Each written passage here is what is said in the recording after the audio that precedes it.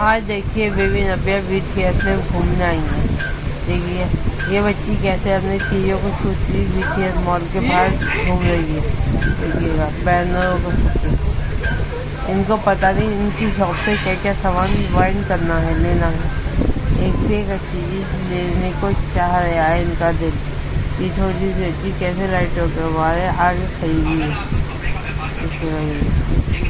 ये अब चलनी और शॉपिंग देखनी है कि कहाँ का क्या क्या चीज़ें मिलेंगी। एक से एक चीज़ें देखने को चलनी है। ये 10 महीने जैसे छूएंगे। कितना अच्छा आपको कितनी सारी एक्टिविटी करके दिखाई है। प्लीज़ इसके चैनल को जाके सब्सक्राइब करिएगा। ये काफ़ी अच्छी वीडियो बनाती हैं बेबी देवी। ये कुल 12 महीने का बच्चा है। देखिए भैया ये तो शैतान रहता है, वैसा रहता है।